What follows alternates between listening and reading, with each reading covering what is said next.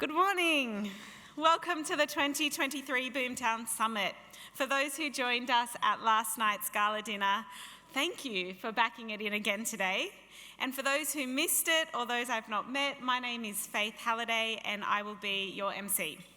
I'd like to start by acknowledging the traditional owners of the land, the Wongal people, and pay respects to elders past, present and emerging. On behalf of the Western Sydney Leadership Dialogue, I'd like to thank today's event partners, the New South Wales Department of Planning and Environment and Transport for New South Wales. Also, a big, ginormous thanks to all of our sponsors on the screen and to you all for giving your time and your energy and your good vibes to make today fabulous. We're keen to have you engage with our panellists and speakers. And if you're keen on that too, which we hope you are, get into Slido and start typing your questions. Your questions will be fed to our moderators in real time. You can access Slido by scanning the QR code on your tables or on the screen and follow the prompts.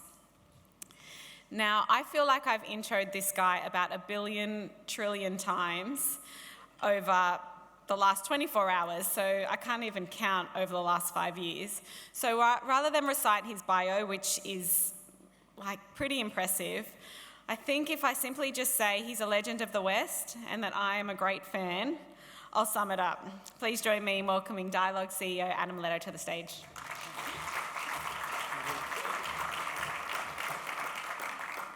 She does such a great job with those intros. It's 1 billion plus one if you're looking for the number of times you've introed. Thank you, Faith. Amazing. And good morning, everyone. Welcome to our annual Boomtown conference, which follows on from our very successful awards dinner last night, which some of you were at. Nice to see some of you backing up. Congratulations again to the university, Western Sydney University, for their award-winning Bankstown City campus last night. Took out the big prize.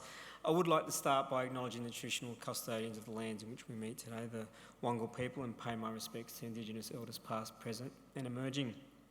We've got a really big program coming up again today, starting with New South Wales Transport Minister Joe Halen very shortly. But before we get things underway, I want to quickly highlight a couple of the key themes and messages that we're going to be talking about. The first one, and I'm sure it's something that's going to be raised by the Minister, is around delivery.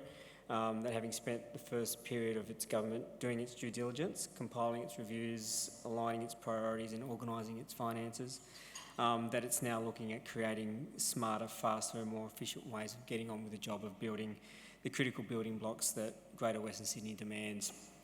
We're going to be hearing from our Chairman, Christopher Brown, and our panellists later in the day about some of the work that we've done in partnership with Astrolab to better understand some of the constraints that have held government back traditionally, how it could better partner with industry and communities to unlock the capital and social licence to get things moving quicker, particularly in the Aerotropolis and across the Parkland City, where the opportunities to leverage the nation's newest airport are too important to ignore.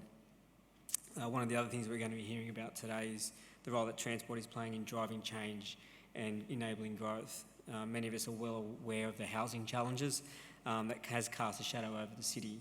But today we're going to talk about how our existing and future transport corridors could very well hold the key to unlocking tens of thousands of homes across the region.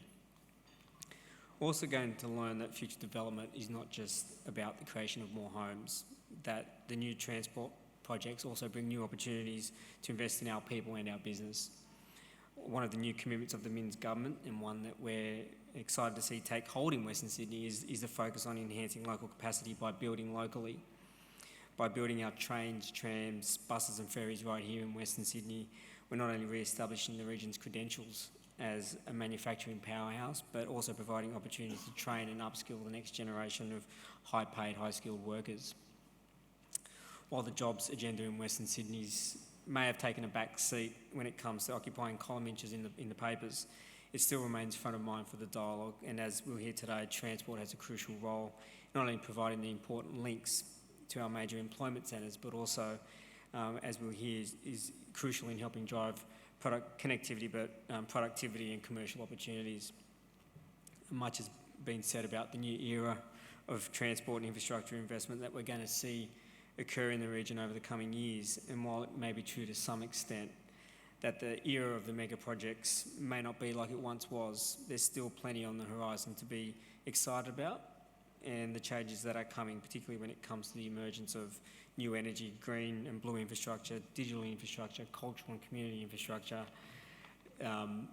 As last night's Project of the Year's awards highlighted, there's still plenty of boom left in the boomtown that is Greater Western Sydney.